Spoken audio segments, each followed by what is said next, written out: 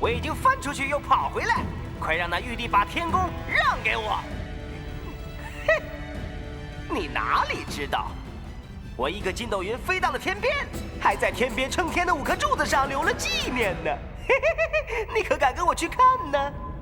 不消去，你只低头看。低头看。哼，去。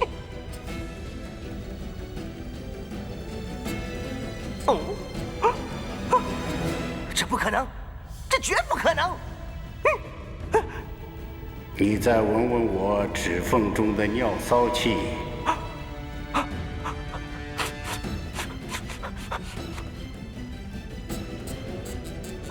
我明明尿在撑天的5颗柱子上，怎么会在他的手上呢？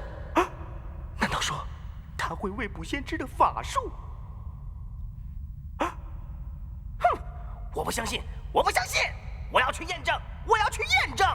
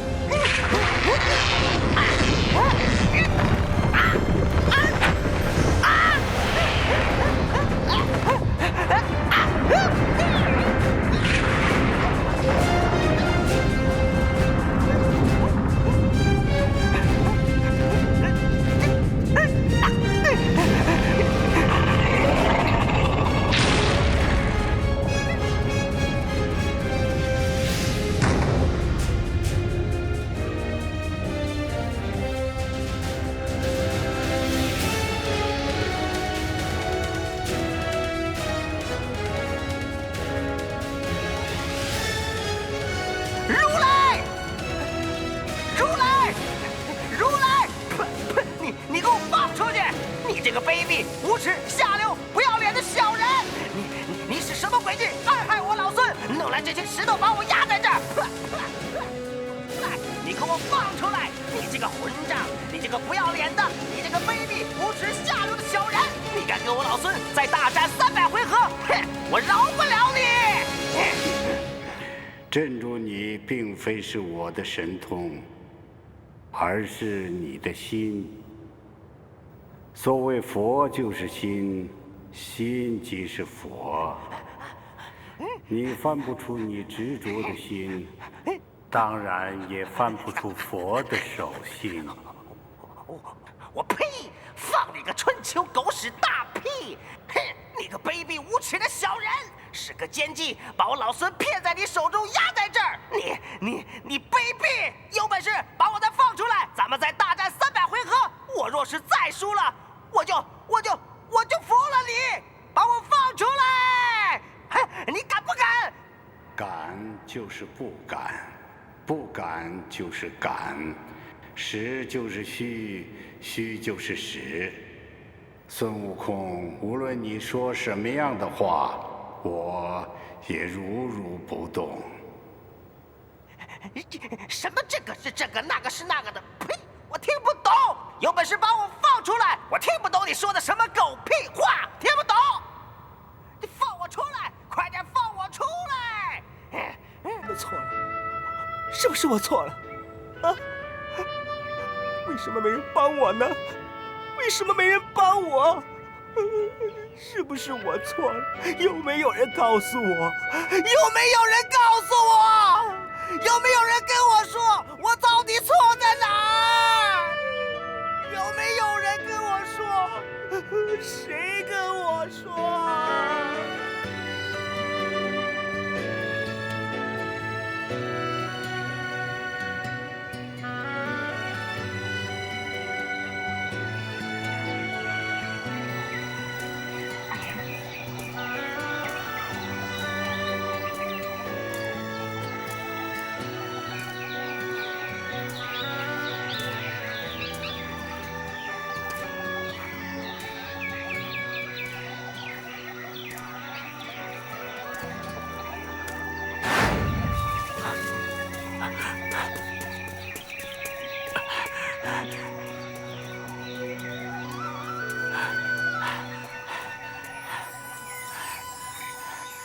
又让这头狐给跑了，可恶！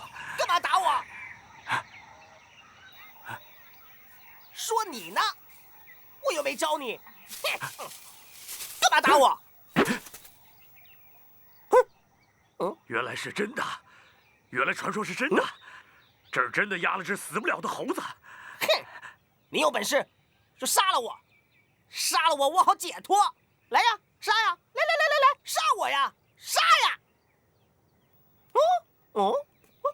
哎，别跑啊！嘿嘿，回来杀我！算你聪明，砍我的脑袋，坏的是你的刀。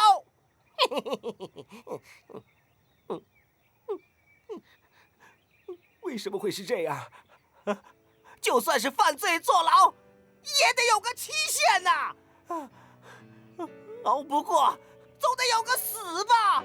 为什么？为什么让我在这儿活受罪？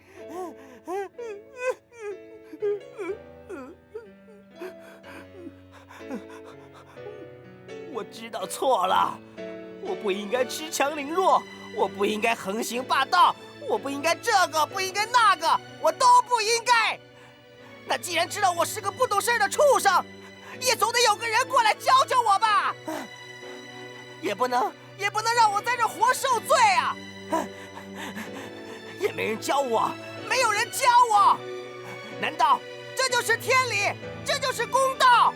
佛法是这样讲的吗？啊！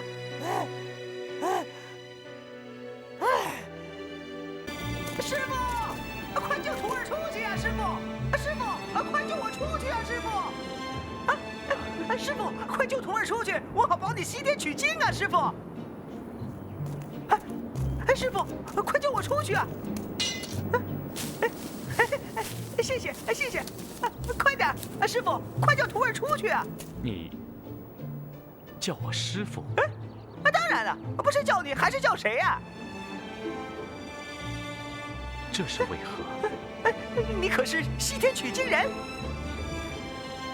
正是。那就对了，我是500年前大闹天宫的齐天大圣，只因扰乱了天庭，被如来佛祖压在此处。前者观世音菩萨说领了佛旨到东土寻求取经人，还让我留在此处皈依佛门，等候取经人认他为师傅啊。方才我听你二人在山上讲话，故此才管你叫师傅啊。原来是观音菩萨点化。你虽有善心，又蒙菩萨教诲，愿入沙门。只是我没有斧凿，如何救你出来啊？不用斧凿，只要你肯救我，我自会出去啊！我自救你，你怎得出来？这山上有个金字贴，你把它接了，我自己就出去了。那好，刘施主，你我上山走一遭吧。圣僧，不知道他说的是真是假，他可是只妖猴，说不定放出来又要祸乱天下。没准圣僧跟我是第一个丢性命的。是真的，信我，信我，信我！啊，这，信我，信我，信我！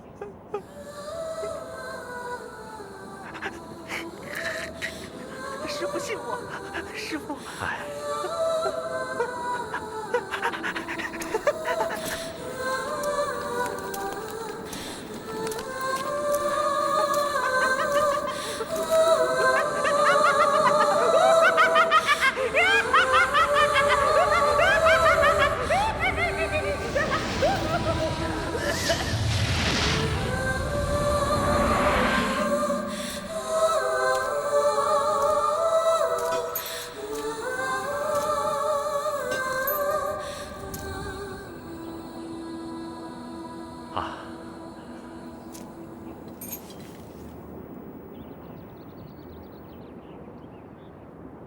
弟子陈玄奘，特奉旨求经。若有师徒之分，皆得金字救出神猴，同证灵山；若无师徒之分，此辈是个凶顽怪物，哄骗弟子，不成吉庆，便皆不得起。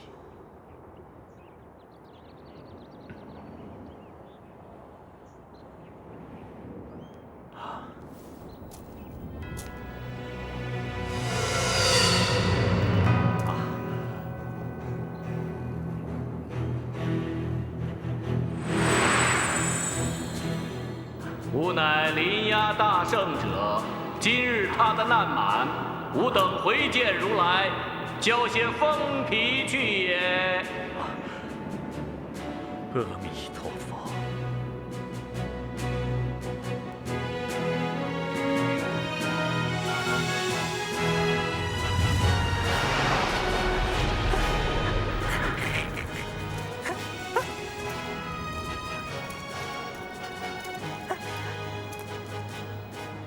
我已接了压帖，你可以出来了。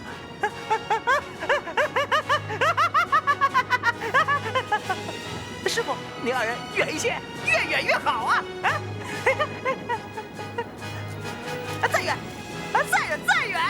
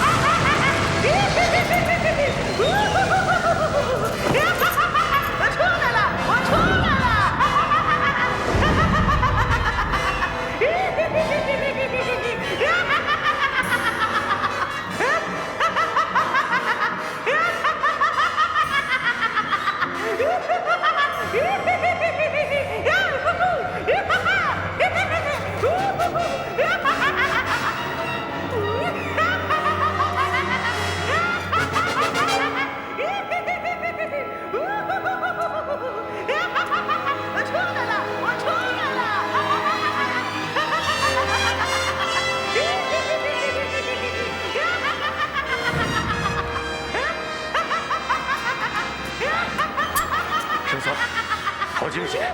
您没事吧？阿弥陀佛，我没事。徒儿，徒儿，徒儿，徒儿，你该下来了吧？徒儿，师傅，师傅，师傅，我来了！师傅，这位大哥，有劳你送我师傅，还帮我摘了头上的杂草，谢了啊！徒弟，你姓什么？我姓孙。那为师就与你起个法名。不劳师傅圣意，我有法名，我叫孙悟空。孙悟空，也正合我们的宗派。我看你就像那小头陀一般，为师再与你起个混名，称为行者，好吗？孙行者。好，谢谢师傅，孙行者，孙行者。长老，恭喜您收了个好徒弟，我还以为放了他会害了你我的性命。哎，这位大哥，我虽然是个猴儿，但是我还知道言而有信，知恩图报啊！冒犯，只因为是人，还多的是言而无信、恩将仇报之徒。我这下可以放心了，相信你一定可以保护长老往西天而去。我得告辞了。多谢壮士仗义相助，感激不尽。容贫僧回城时再行答谢吧。长老无需多礼，后会有期。告辞了。告辞。师傅，请上马，咱们该上路了。师傅，我老孙在山下压了500年，终于可以出来松松筋骨，真是太开心了。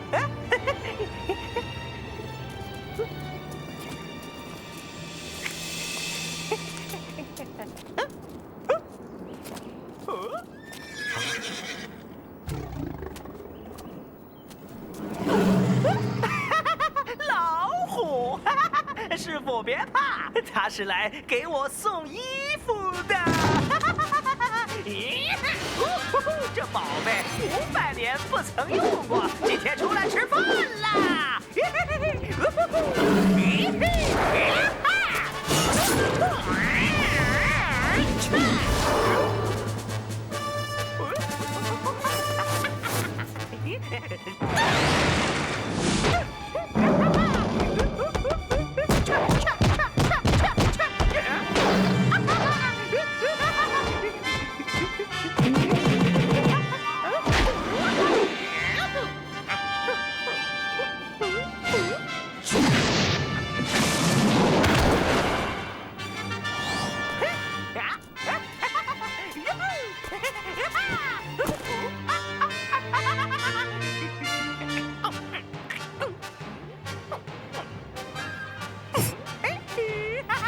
走衣服。悟空，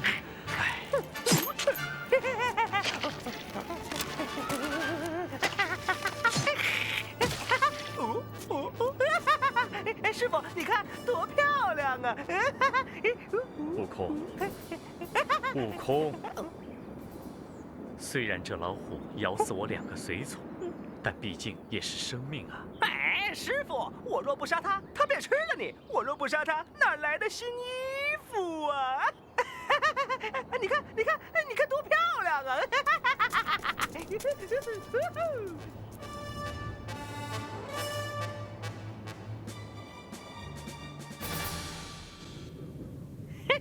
不瞒师傅说，莫道是只虎，就算是条龙，见了我老孙也不敢无礼。等到师傅遇难的时候，再看我老孙的本领吧。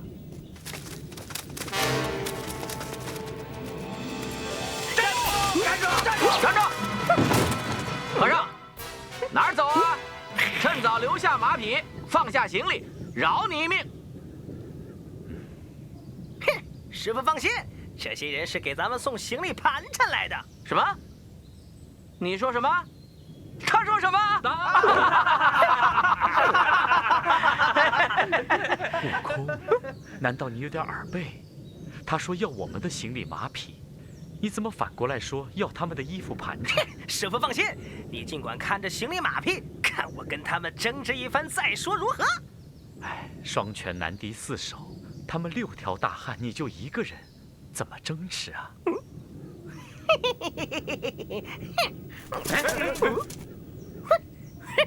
请问列位大哥，为什么不让我小和尚过去啊？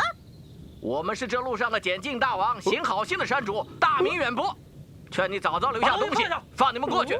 若有半个不字，让你们粉身碎骨。我们家祖传也是大王，怎么没听过列位大哥的名字？你居然不知道？那我就说给你听听。我们一个唤作眼见喜，一个唤作耳听怒，一个唤作鼻嗅爱，一个唤作舌长思，一个唤作意见欲，一个唤作身本优。原来是6个毛贼呀！哼，可知道小和尚是你们的爷爷？快点把你们抢的财宝都给我分出来，不然我就打死你们！这和尚分明找死！我看也是，不给我们东西也就算了，反而想管我们要东西，哼，还有这等事儿！跟他废什么话？一起上，灭了他！悟空小心！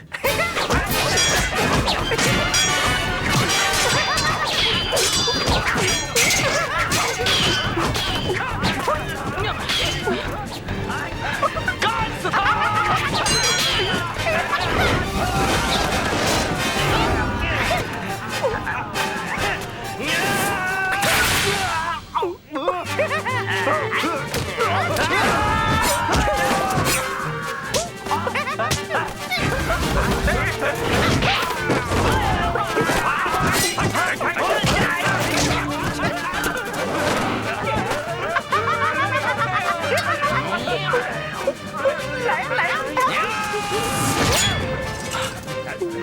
好个和尚，头真硬啊！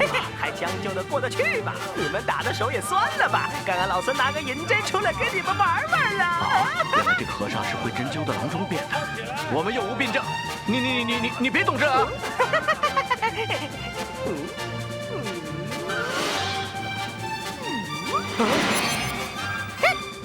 悟空，别打死人了！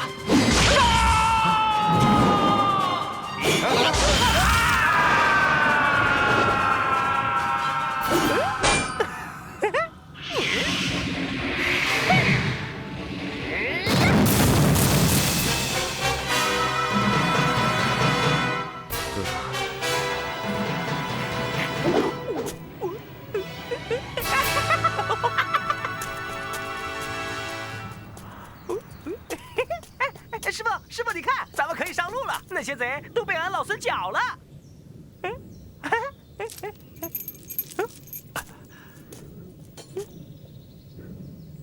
你太残忍，太狠心了！啊！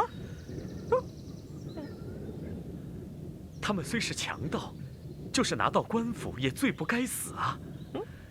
你只需打退他们就行了，怎么能打死他们？你无辜伤人性命，如何做得了和尚？无故伤人？哎，师傅，你没看见他们在我头上打了几十棍子吗？再说，换了别人早就成了肉饼了。你又哪里知道他们在此害死多少人呢？师傅，再说，要不是他们动手打我，我怎么能伤他们呢？他们是强盗，你是和尚，怎么跟他们一般见识？出家人扫地还唯恐伤及蝼蚁性命，为了爱惜飞蛾，要用灯纱照起灯火。你怎么不分青红皂白？怎么一点慈悲好善之心都没有？什么叫青红皂白？师傅，你瞎了！我若是不打死他们，他们就打死你。唉，我这出家人，宁可死了，也绝不敢行凶。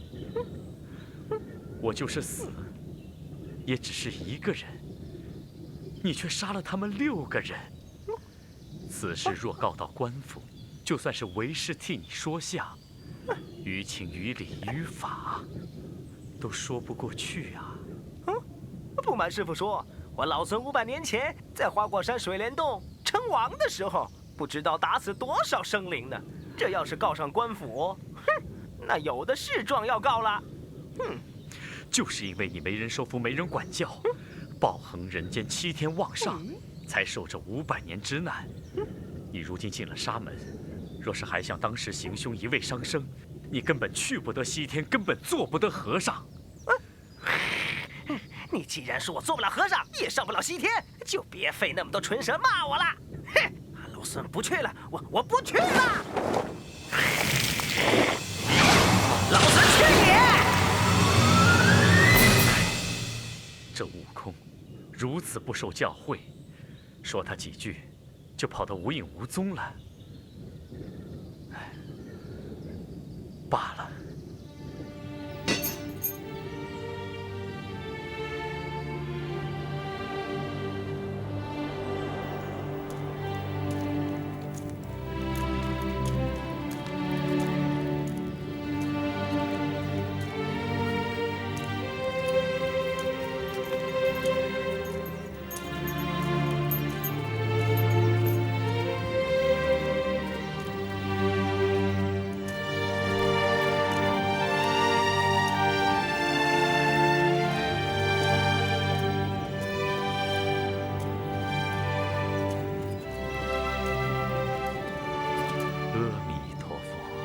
你是哪里来的长老啊？怎么一个人孤零零地走呢？贫僧来自东土大唐，奉圣旨前往西天拜佛，求取真经。西方佛乃大雷音寺天竺国界，此去有108000里路。你这等单人独马，又没个伴侣徒弟，你如何去得了啊？贫僧日前也曾收到一个徒弟，可是他性颇凶顽，不听管教。我只说了他几句，他便径自而去了。我这儿有一领棉布直多，一顶嵌金花帽，原是我儿子用的。他只做了3日和尚，便不幸命短身亡了。长老，你既然有徒弟，不如我把这衣帽送与你罢了。你那徒弟往哪儿去了？东行而去了。啊，我家也在东边，倒也顺路。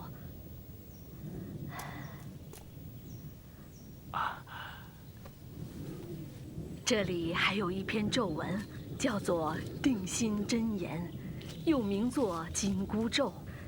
你要谨记，你可暗暗地念熟，牢牢地记在心头，别泄露给任何人知道。我去赶上你徒儿，叫他再来跟着你，你就把这套衣帽给给他穿戴。他若不服你使唤，你就默念此咒，他就再不敢行凶，也不敢离你而去了。多谢老母惠赐。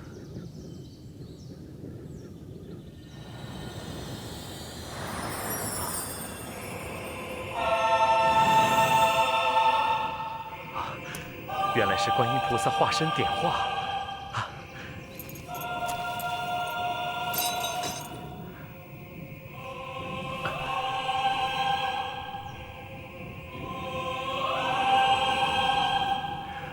多谢观音大士相助，阿弥陀佛。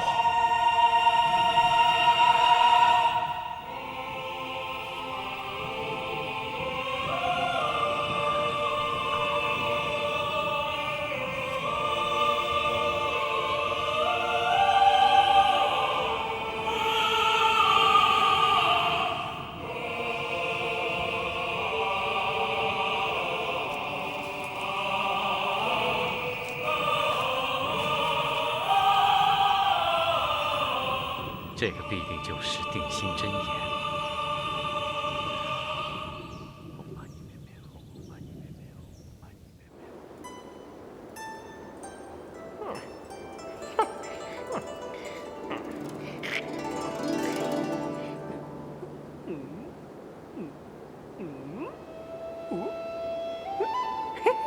脚下便是东海了。过了500年了，也不知花果山变成什么样了啊！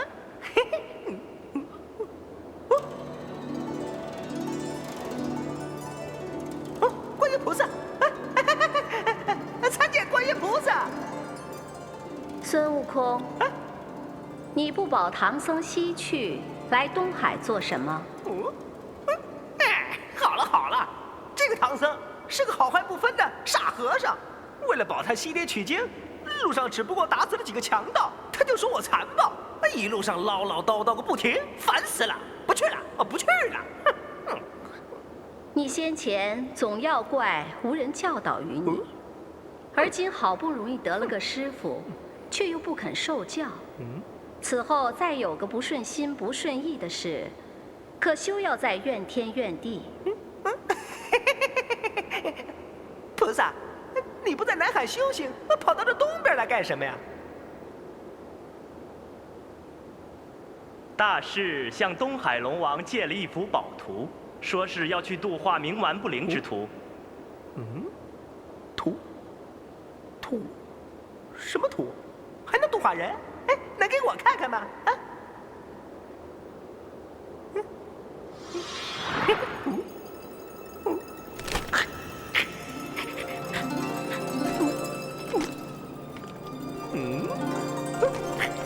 这画上画的是什么呀？啊？这是在人间发生的故事，所以大圣未必知晓。这叫做移桥三进旅。移桥三进旅？哎，什么意思啊？啊？这画中的老神仙叫做黄石公，画中的年轻人乃是汉代的张良。有一天，黄石公坐在移桥上，忽然鞋履落于桥下，就叫唤张良取来。张良连忙取来，跪献给黄石公。黄石公又故意把鞋子落下，再叫张良捡来。如此来回3次，张良居然没有一点生气不耐烦，也不认为是受到藐视或欺辱。哦，那这黄石公3番2次的折腾他，肯定有什么原因吧？黄石公因此爱他勤谨，夜受天书，着他服汉。后来果然运筹帷幄之中，决胜千里之外。太平后，张良弃职归山，最后悟成仙道。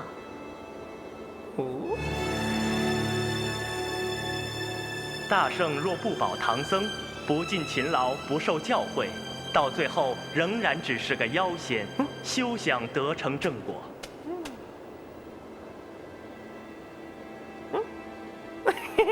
好了好了，们什么都别说了，我老孙回去保唐僧就是了。哼哼。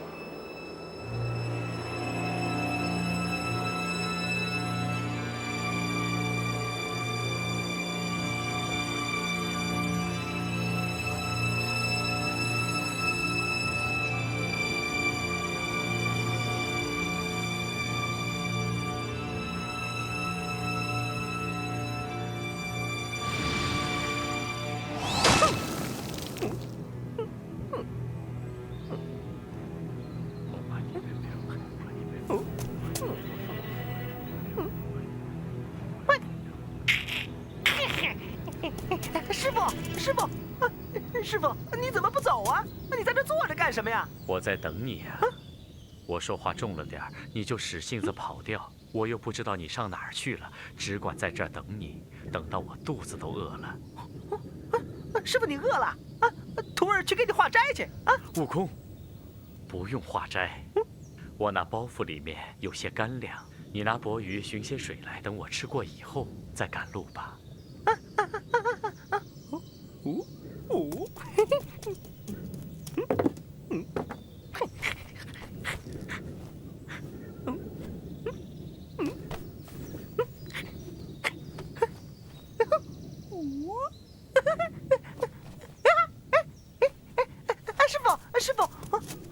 师傅，这衣帽是东土来的吧？好漂亮啊！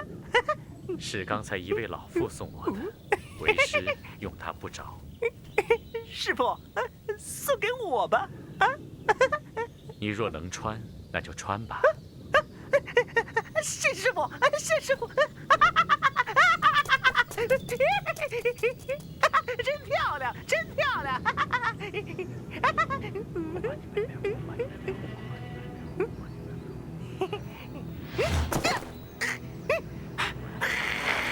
好疼啊！难道是这个帽子？怎么脱不下来呀？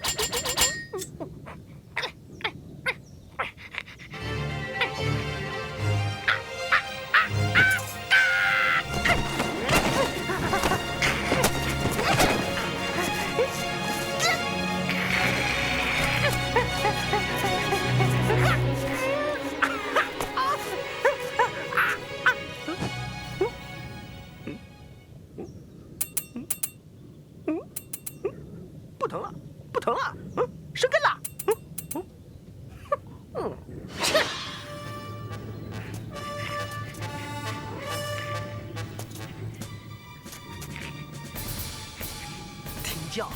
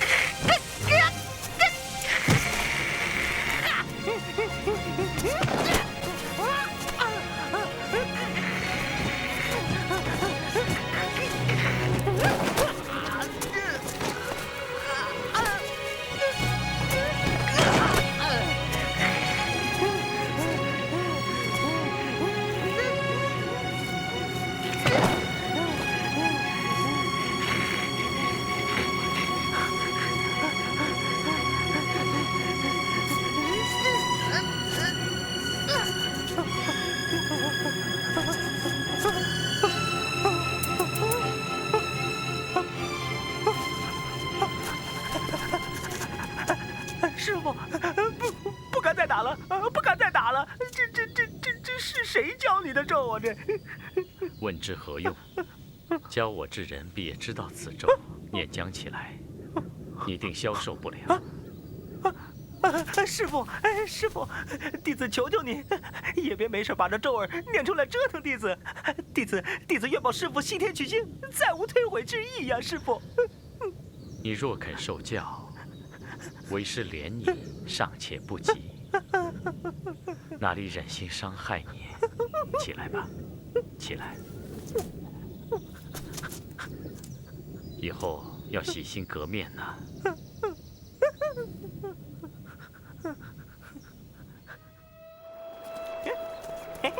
师傅，慢点，慢点。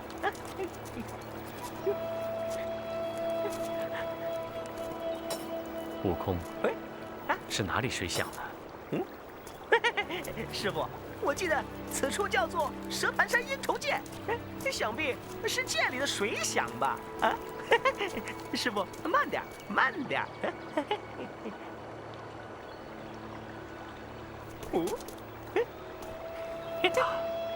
好清澈的水呀！只是若无船只，如何渡涧呢？师傅，我先去看看水有多深，没准能让白马给您驮过去呢。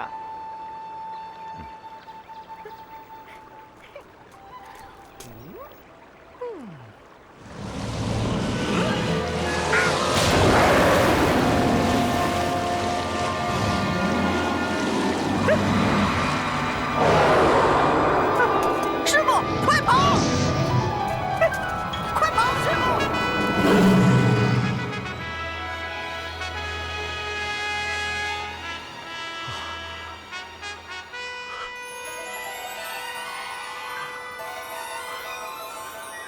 阿弥陀佛，阿弥陀佛！那妖龙竟吃了白马，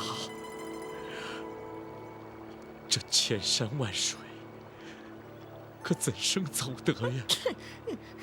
再说，那白马跟了我许多时日，受尽劳苦啊！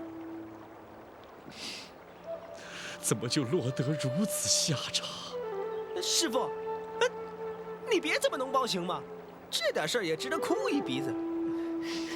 好了，你先坐这儿休息休息，带我去寻那妖龙，把咱的马找回来。哼！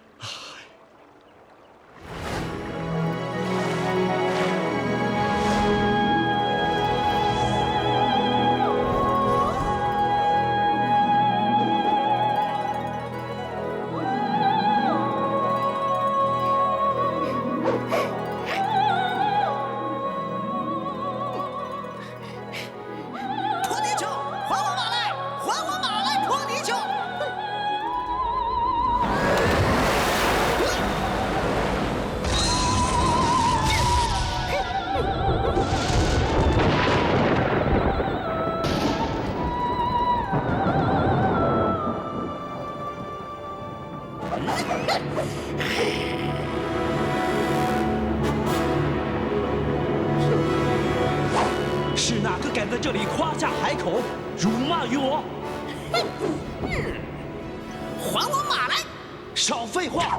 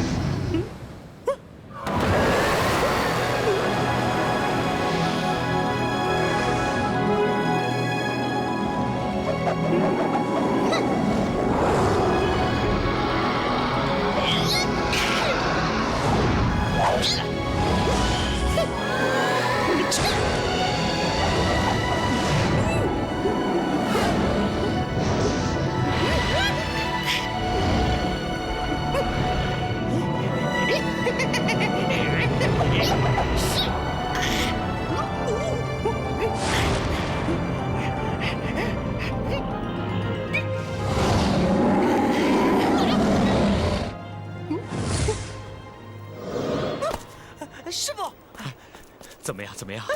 师傅，我刚将那妖怪骂将出来，打了几个回合，他打不过我，就钻进水里，再也不出来了。你前日打虎之时，曾说有降龙伏虎的手段，今日为何就不能降他？好了，我再去与他争斗，不见个分晓，我绝不回来。哼，反正这翻江倒海，正是俺老孙的拿手好戏。哼，耶！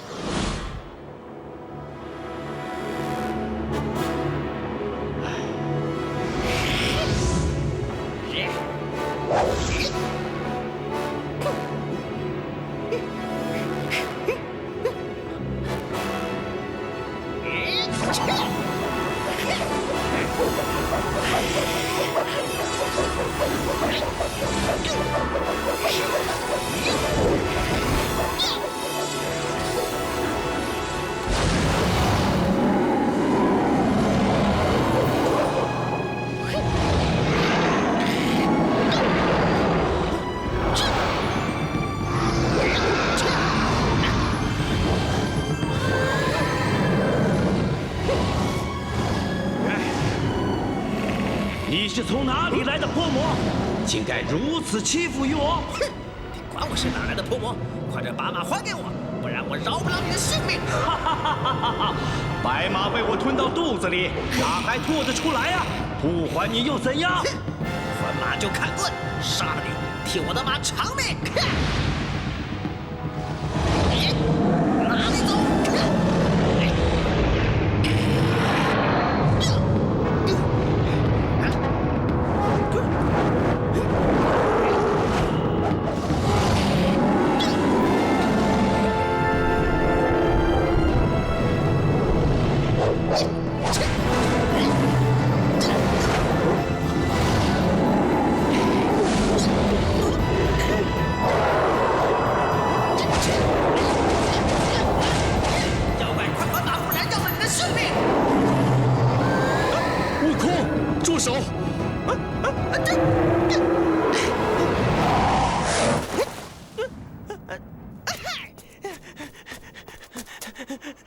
师傅，我正要降那妖怪，为什么你洛寒把他放跑了？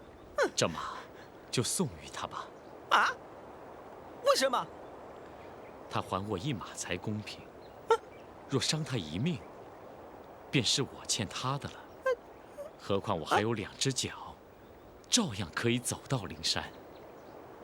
你，哎呀，你这和尚不是呆便是傻呀你！好，你愿意走就自己走吧，反正我送了你一程，也不欠你什么人情了。你到不了灵山，也不关我的事。哼，走啊，用你这2条腿，使劲走吧你！哼，气死我了！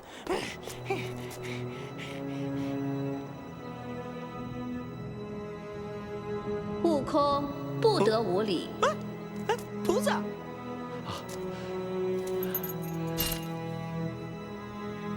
弟子唐三藏，拜见菩萨。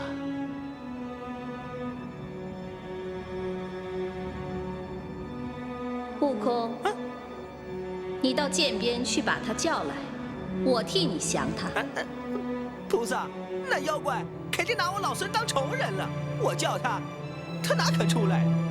那白龙本是西海龙王傲润之子，他因纵火烧了殿上明珠，他父王告他忤逆不孝，在天庭上犯了死罪，是我替他向玉帝求情，给唐僧做个脚力。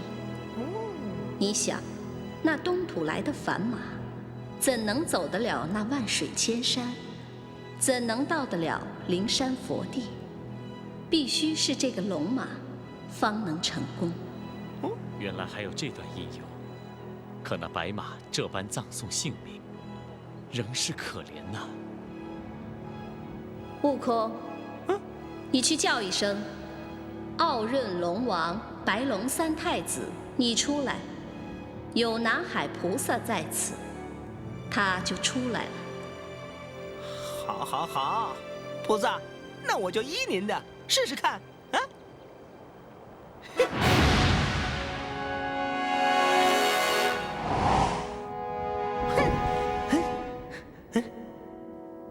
哎，傲人龙王三太子，快点出来呀！这有南海观世音菩萨正在找你呢。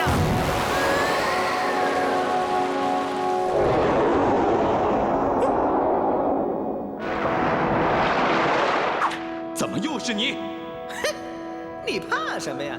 我又不是来打你的。哎，我告诉你，现在观世音菩萨正在岸边等你呢，让你速速前去拜见。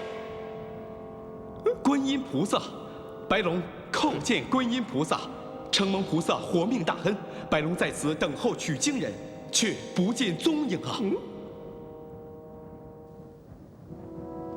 这不是取经人的大徒弟？他是我的对头。我昨天在此等候，不见取经人，因为肚子饥饿，吃了他的马匹，而他仗着武艺高强，将我打败。喂，你又没问我姓氏名谁，又没问我从哪儿来的，我凭什么告诉你啊？哼！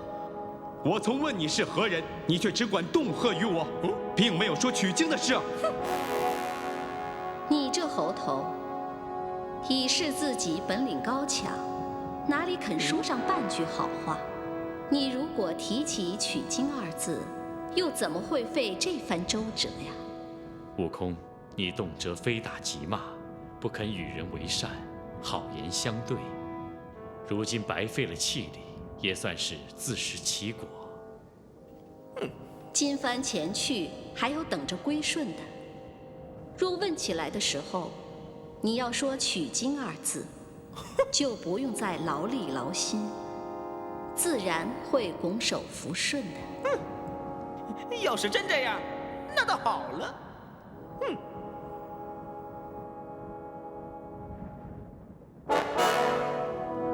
变！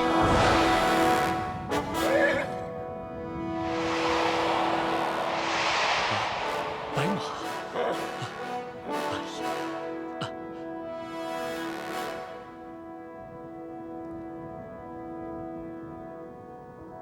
你必须历尽千辛万苦，用心还了业障，功成之后，超越樊笼，还你个金身正果。多谢观音菩萨。悟空，望你勿生邪念，真心皈依，修得正果。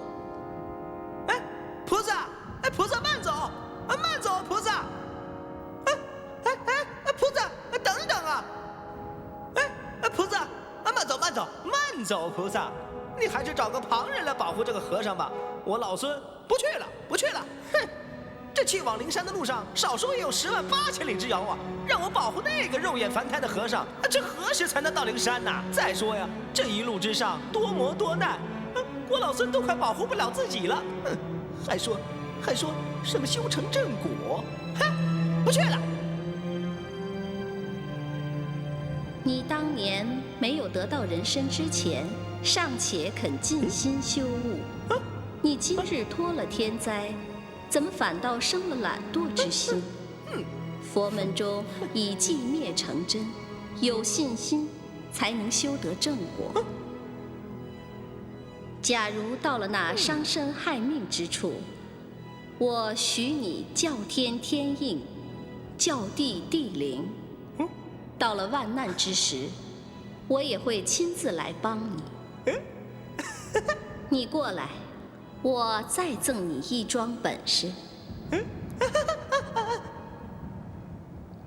变！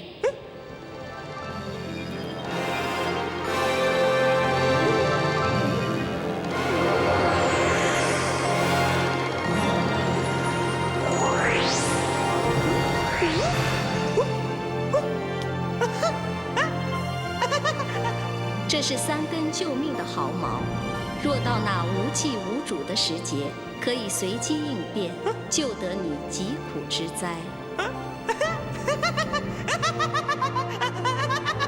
菩萨，那我这里多谢您慈悲了。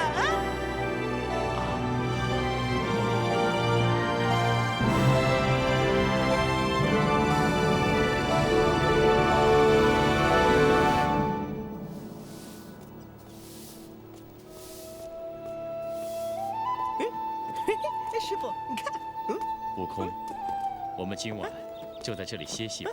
好啊。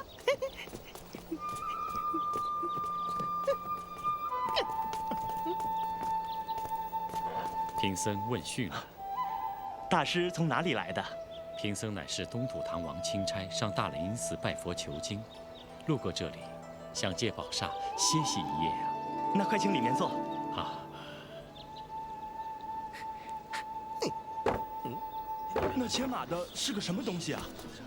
小声点，小声点，他性子急，听见你这话，他就不答应了。他是贫僧的徒弟。这样一个丑头怪脑的模样，您为何收他做徒弟啊？他样貌虽丑，却大有本领啊！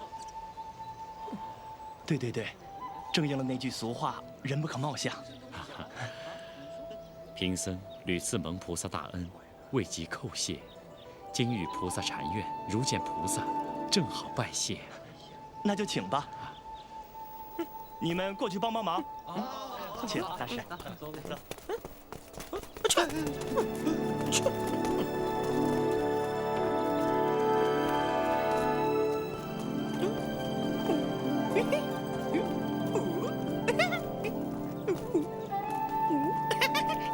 请。去。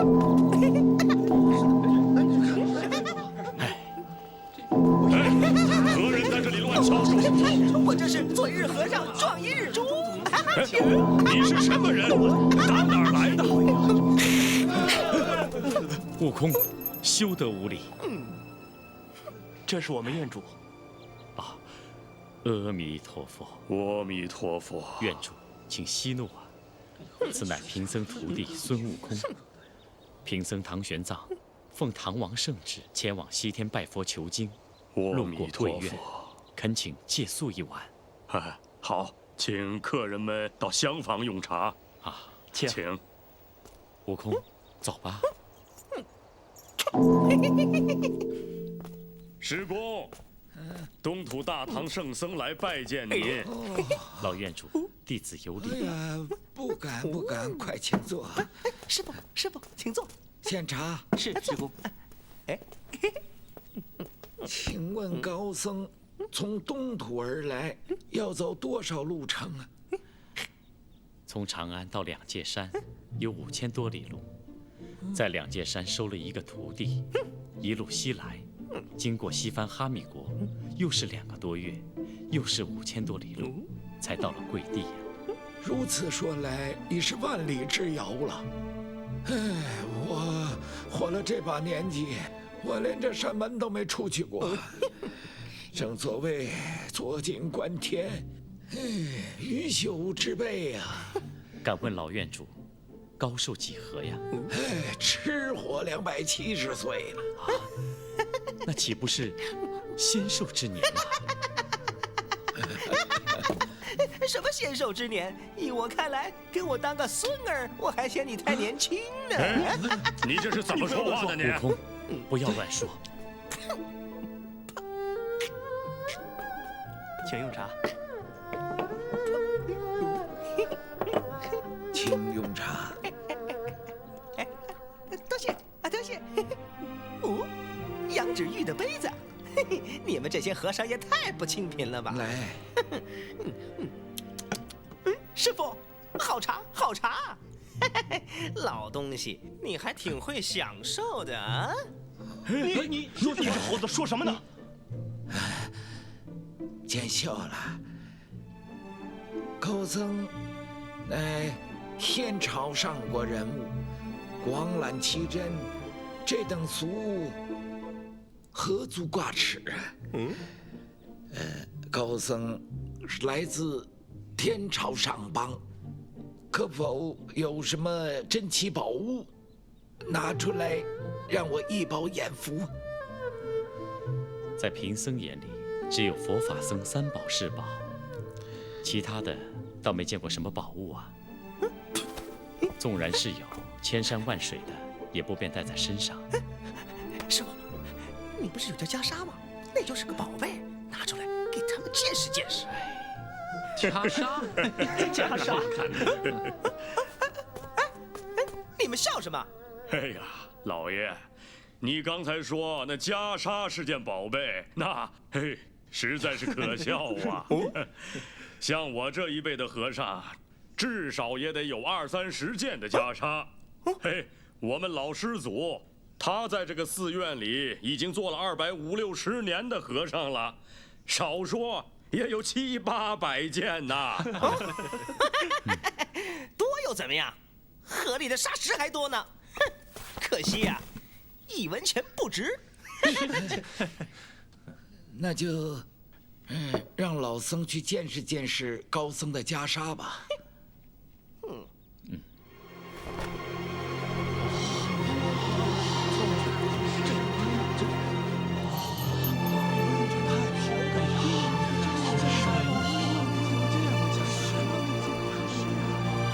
真是个好袈裟，好宝贝，好宝贝啊！哎呀，把天都映红了，看，还有七彩霞光。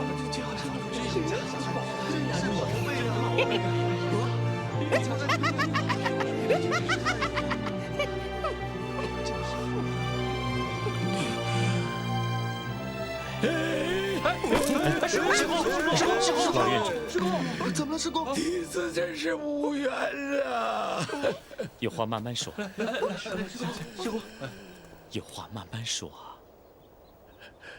圣僧的这件宝物，真是天下之奇，只可惜我老眼昏花，是无法仔细欣赏。这岂不是无缘吗？哼，老头儿，你想怎么看呢？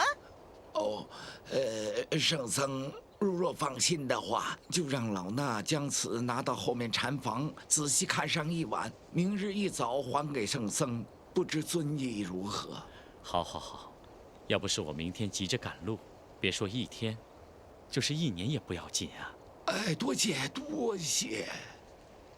哎呀，将客房打扫干净，2位进去休息，将这袈裟请到我的禅房。打扫禅房，准备斋饭。哎，走。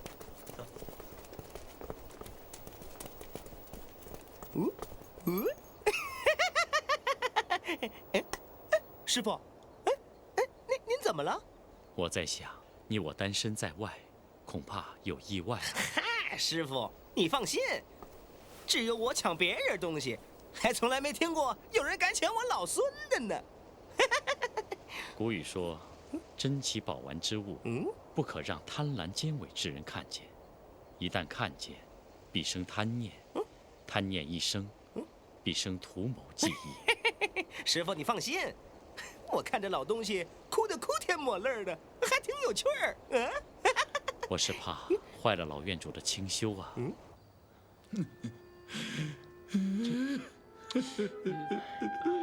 师公，您都哭了好几个时辰了，也该休息了。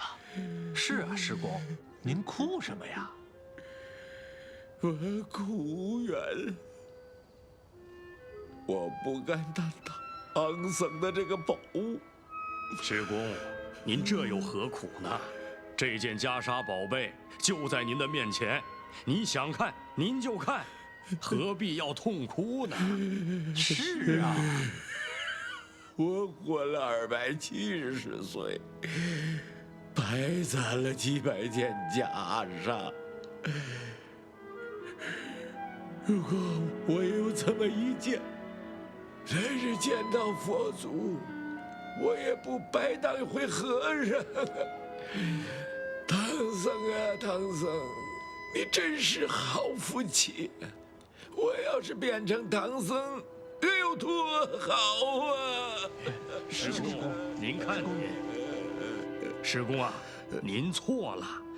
那唐僧不过是一个背井离乡的行脚僧，您这把年纪反倒羡慕他。您要做个行脚僧，那有什么乐趣呀？是啊，师公。是啊，我虽然不像他，行走四海，化斋吃饭，我可坐在院中安享晚年，却没有福气穿上这袈裟。哎，要是能让我穿上1天，我就是死了也瞑目了。这有何难呐，师公？我们明天留他住上1天，您就穿他1天；留他10天，您就穿他10天。这有何难呢？您何苦在这儿难过呢？是啊，就算是留下半载，我也只能穿半载，不能够长久拥有啊。他要是走呢，我就得还给他了。师公，别说半年，就是留他一生，也容易呀。哦，官职，快说。师公，那唐僧师徒行路至此，已经辛苦之极，我想他们已经睡熟了。我们挑几个有力气的、胆子大的，拿了刀冲进禅堂，然后将他们咔嚓。师兄，不能这么做呀！对，不行，这里是佛门净地，怎么可以杀人越货？再说，我们都是出家人，怎么可以起杀心呢？哎，师公，把他们2人杀了之后，把尸首埋在后花园之中，外人又不会知道。况且这院里又都是您的弟子，他们谁敢说出去？您怕什么呀？师兄，离地3尺有神明，就算我们几十号弟子不说出去，但这天知地知，亿万神佛皆知啊！你懂什么？师公，我们不能这样做呀，会得报应的。你懂什么？神佛在哪儿？你见过？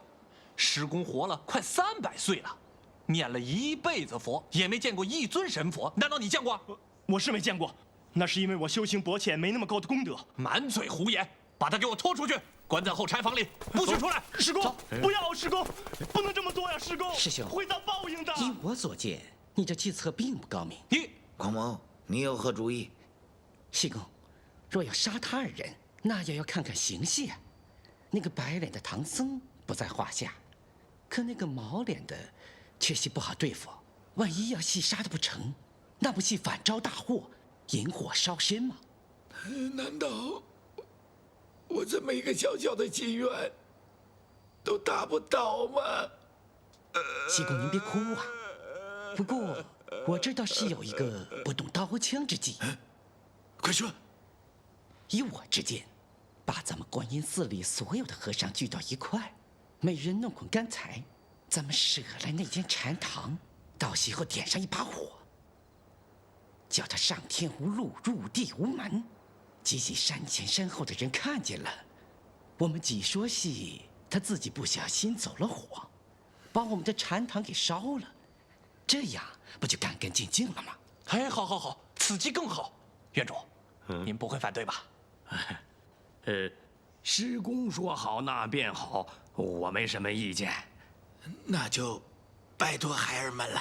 西公放心，您呐就安心搂着这个宝贝睡一觉吧。是啊，您就安心的睡吧。滚志，咱们去准备啊。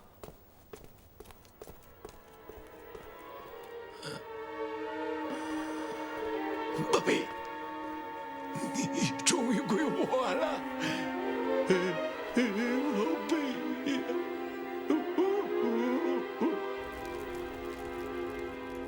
走，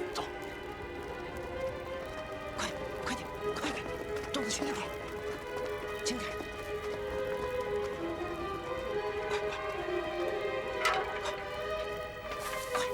快点，别出声音，轻点。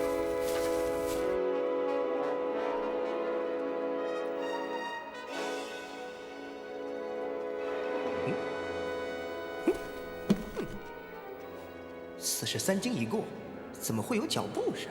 难道有贼？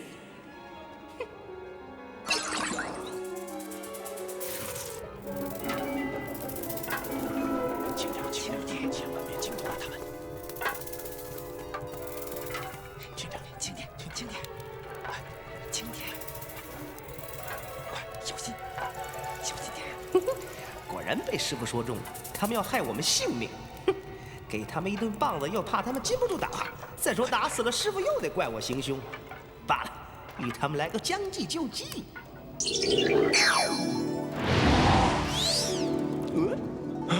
不好了，那大闹天宫的孙悟空又来了！列位不用担惊，我是来找广目天王，不是来闹天宫的。大圣稍后，请让我前去禀报。不不劳你，他已经来了。你看，大圣，听说你皈依了佛门，保护唐僧去西天取经，今日怎么到这里来了？闲话回头再说，先说正经事儿。那唐僧路遇歹人，要放火烧他，事情紧急，特来借你避火罩一用，用完了就还给你啊。既然是歹人放火，你应该去借水，为什么要避火罩？哎，借水救火，火便烧不起来；借避火罩，我只管保护唐僧，其他的就让他烧去吧。快点，借我用用，这会儿火正烧着呢，别误了我的事儿啊！你这猴子太过狠毒，只顾自己就不管别人了。哼，快点，借我用用，误了我的事儿，我再闹回天宫。大圣息怒，快点！谢了。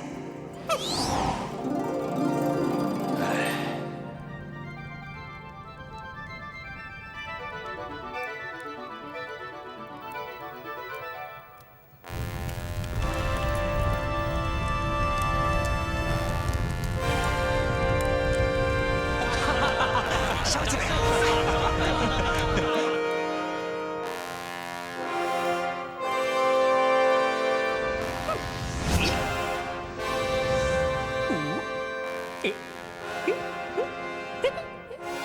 还好来得及。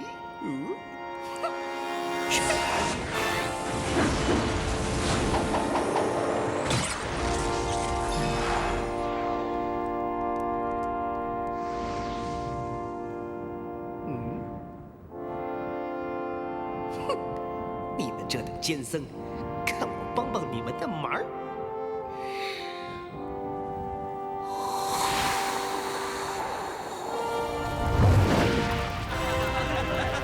哟，起风了！哎，气风好啊，这也烧得干净。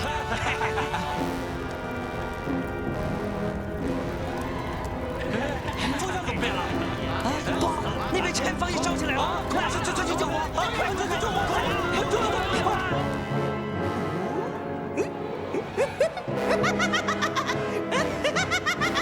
烧死你们这些自作自受的和尚！哼，根本就是佛门的败类，莫怪佛祖菩萨不来救你们！哼，烧吧，烧死你们！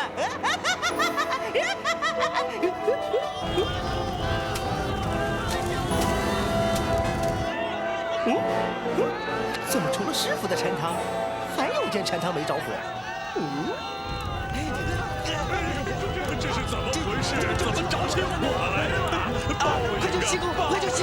一切关键是里面快就是。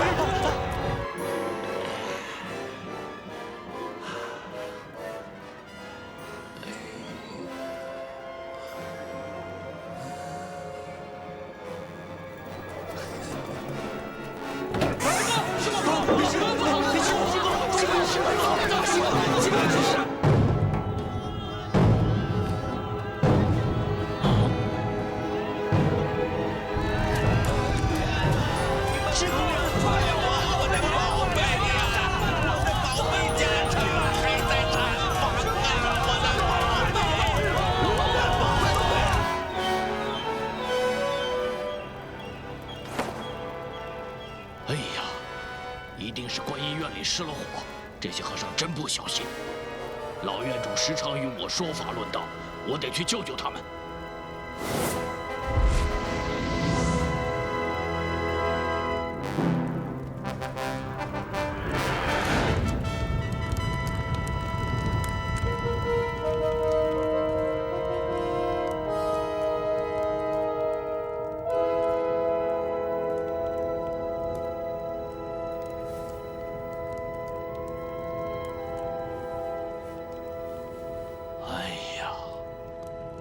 千年难得的宝贝啊！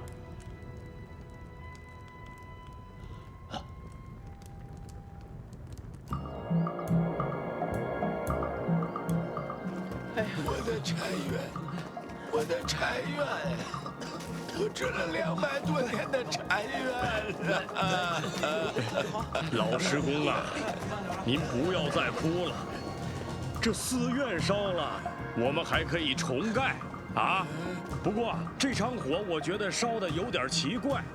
师公，您看，这么大的火，哎，只有师公您的禅房和唐僧的客房没有被烧着啊？对呀，师傅，我们明明烧的是那边，可是风一吹就烧到这边来了。好在锦兰袈裟没遭殃，只要上面的一颗珠子就够盖一座新禅院了。快，扶我回禅房。师公，您那件宝贝在哪儿啊？我就放这儿了。放这儿了。这没有啊！我的袈裟呢？快找！我的袈裟！师傅，幸亏您伤心。师傅，幸亏您放心吧，别哭了，媳妇会找到的。师傅，请注意身体。师傅，幸亏收。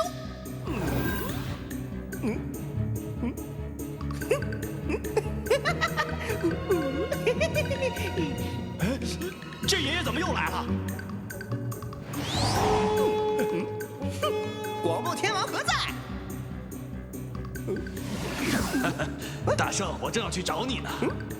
多谢。不敢，我还担心你把我的宝贝给拐跑了呢。这话怎么说的？我老孙是那种偷鸡摸狗的人吗？再说了，常言道，好见好还，再见不难。不跟你废话了，我老孙还有热闹赶着要去看呢。告辞。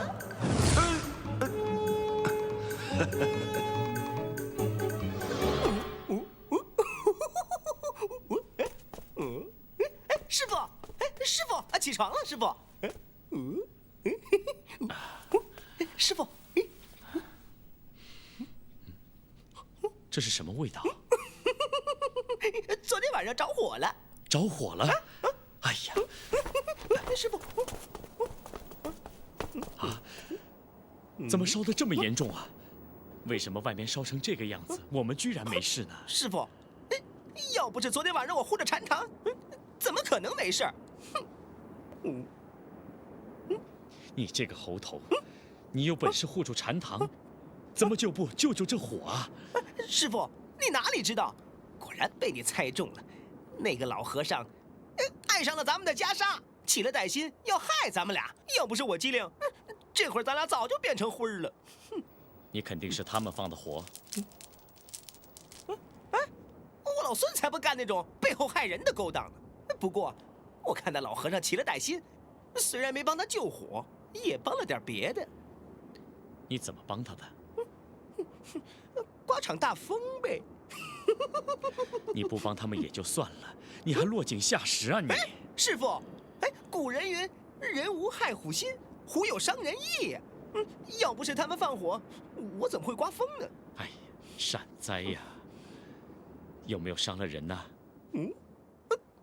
那倒没有。袈裟呢？有没有烧坏了？师傅，你别急呀，放袈裟的地方没起火，我看得紧呢。我告诉你，但要有一些损伤，我只把那紧箍咒念上几十遍。师傅，别念，我这就把袈裟取回来。师傅，师傅快点。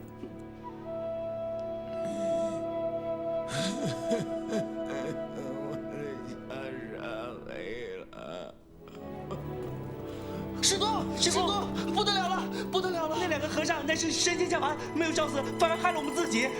趁早拿出袈裟还给他们，送他们西去吧。这如何是好？师公，你哭什么呀？人家都找上门来了，总不能没个交代吧？哎呀，这袈裟不在了，我们拿什么还呢？你说什么？我的袈裟不见了！昨天夜里我们都外出救火，袈裟就放在这儿，等我们回来，袈裟就不见了。一定是你们那个贪宝的东西偷走了我的袈裟！说，谁偷走了我的袈裟？不说就打碎你们的骨头！我罪孽！老院主，师公，老院主，师公，你怎么样啊？还有气息，师公，快救他！快起来！师公，快，小心点！快，照顾好师公，照顾好！快来人！你不能走，跟我来！原来你们都藏在这儿！说，谁把袈裟偷走了？快点给我交出来，不然我把你们头打得跟狗头一样！这都是那老死鬼的错。昨晚他看见你们的袈裟，只顾到3更，就再也不敢看了。想还给你们又舍不得，都是广毛出的主意，放火烧死你们。大火烧起来以后，狂风大作，我们只顾着救火，抢搬东西，根本不知道袈裟的去向啊！你们说的广毛是哪一位？起来，起来，起来说话，起来！好，起来，起来。怎么没有见广毛？连广志也不见了。他们两个人啊？昨天跟我开山门的是哪一个？您说的是广义啊？他被关在后院的柴房里呢。哎呀，不会被昨晚的大火给烧死了吧？那你们还不快去看看呀！哎，快！哎呦，哎，我来问你，这附近有什么妖怪成精吗？老爷要是不问，我倒忘了，我们这正东南有座黑风山，黑风山上有个黑风洞，黑风洞里有一个黑大王，老院主经常与他说法讲道，他便是个妖精啊。那山离这有多远？有20里，在这儿能看到那个山头。不用说了，一定是那黑妖精偷走了袈裟。哎，他又不知道你们来我们院中，他怎么来偷宝贝啊？你没瞧那夜之火，光照数千里，亮透3层天。别说是20里，就是200里，他也看得见。是。你们好生伺候我师傅，照顾好白马，我去找他。好。你们不要只是顺口答应，等我一走便不好好伺候。伺候我师傅的要和颜悦色，照顾白马的要水草调均。假如有一丝懈怠，哼，看我手中棒！照顾不好我师傅，看看是你们的头硬还是这地硬。不敢，老爷，您放心的前去，我们会伺候好他的。谅你们也不敢。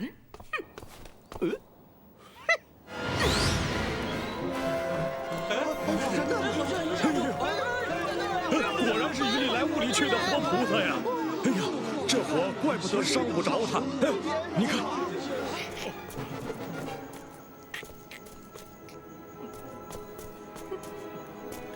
黑兄今天把我们俩叫来，所谓何事？叫你们来是有事相商。请坐。我昨夜得了一件宝贝，名唤净蓝佛衣。明日我就以佛衣为名，邀请各山道友前来庆贺。就称为佛衣会，如何？好，妖怪！我怕你这伙贼妖怪偷了我的袈裟，还要做佛衣会，趁早取回来还我！